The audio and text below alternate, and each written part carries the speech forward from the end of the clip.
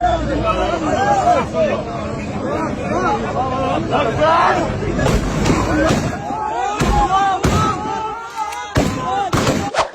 আলাইকুম রহমতুল্লাহি ওয়া বারাকাতুহু। দর্শক, যে ভিডিওটি দেখেছিলেন এটা হলো হামাস সদস্যরা ফিলিস্তিনি নাগরিককে প্রকাশ্যে মৃত্যুদণ্ড দিয়েছে।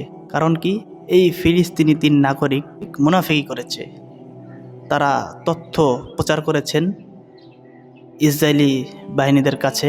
তো তথ্য প্রচার করার কারণে ধরতে পারে হামাস সদস্যরা।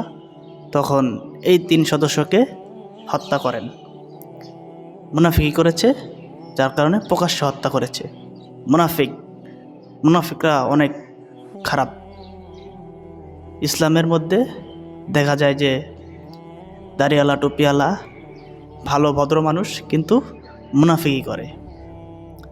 সূরা তাহরিমের 9 নম্বর আয়াত আল্লাহ তাআলা বলেন, ইয়া আইয়ুহান নাবিয়্যু জাহিদুল কুফফারা ওয়াল মুনাফিকিনা ওয়াগলুজ আলাইহিম।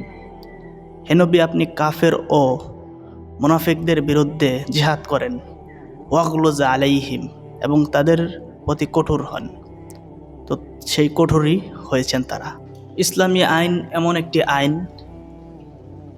যে সবার সাথে একই বিচার করে। যে বড় লোকের বেলায়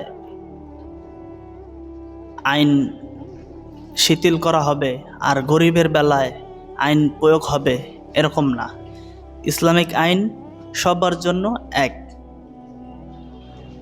যদি আপনি অপরাধী হয়ে থাকেন, এখন আপনি যেই হন, রাজা, বাদশা, এমপি, মন্ত্রী, যেই হন, আপনার প্রতি ইসলামিক আইন প্রয়োগ হবে।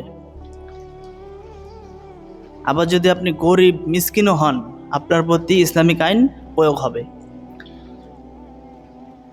আর যদি আপনি কোনো অপরাধী না হন, তাহলে বড় লোক, গরিব, ধনী, যেই হয়, যদি কোনো অপরাধের মধ্যে জড়িত না থাকেন, অপরাধ না করেন, তাহলে আপনার প্রতি একটা ফুলের টোকাও পড়বে না। ইসলামিক আইন সে তার গতির মতো চলে,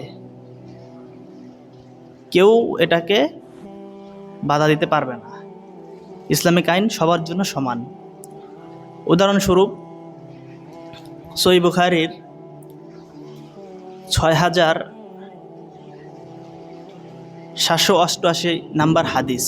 এই হাদিসের বর্ণনাকারী আম্মাজান আয়েশা রাদিয়াল্লাহু তাআলা আনহা। মক্কায় মাখজুমির গোত্রের এক ব্যক্তি, এক মহিলা চুরি করেছেন।